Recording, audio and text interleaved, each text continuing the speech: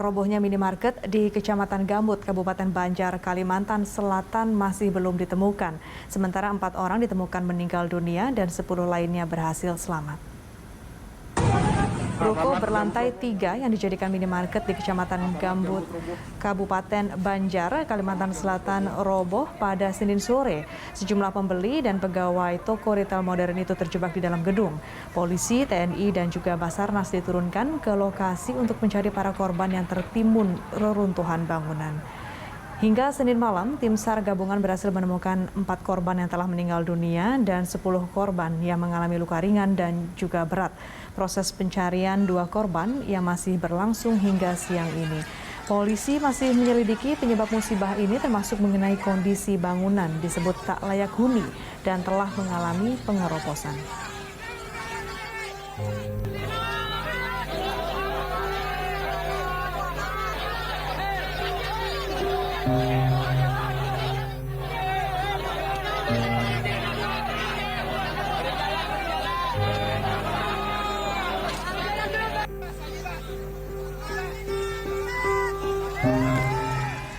Dan pemirsa, untuk mengetahui upaya evakuasi dan penyelidikan terkait ambruknya minimarket di Kalimantan Selatan, kita sudah terhubung dengan Kepala Bidang Humas Polda Kalimantan Selatan, Kombes Pol Muhammad Rifai. Selamat siang Pak Muhammad Rifai, bagaimana proses evakuasi sampai saat ini? Apakah 2 korban yang masih terjebak telah berhasil ditemukan?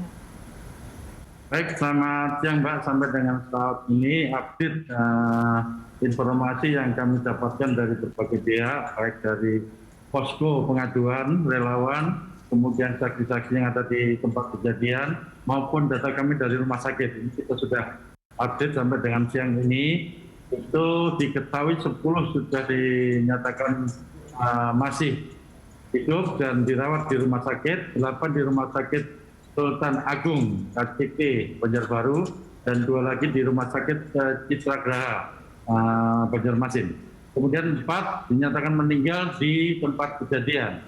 Dan informasi yang 2 ini masih kami update lagi Mbak, karena memang ada berbagai masukan, ada yang menyatakan masih ada 2, ada yang sudah tidak ada. Jadi ini kami masih akan cek lagi di lapangan kebenaran dari informasi-informasi yang ada.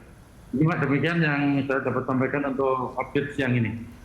Jadi Pak Muhammad Rifai, ini bisa dipastikan bahwa 2 korban masih belum ditemukan ya Pak? Ya, ini masih kita cek lagi. Kalau memang nanti memang dinyatakan sudah clear, nggak ada lagi korban dari pengaduan, atau masih ada, kita tetap buka kemungkinan itu ya. Jadi kita masih standby.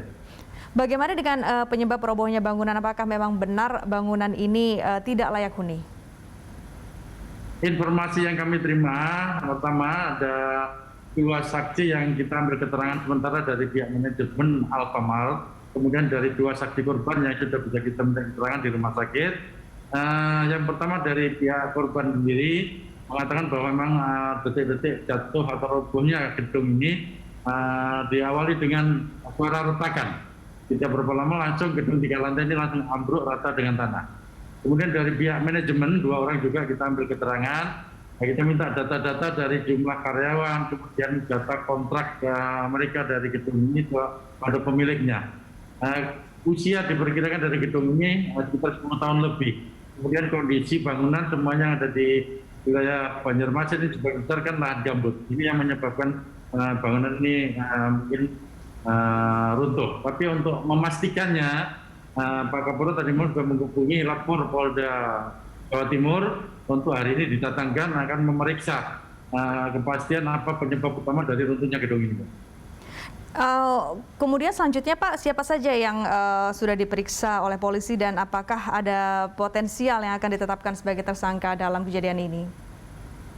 Baik, tadi sudah saya sampaikan dari manajemen Alfamart ada 2 orang, kemudian dari saksi korban pengunjung yang dari korban di TKP itu ada 2 orang.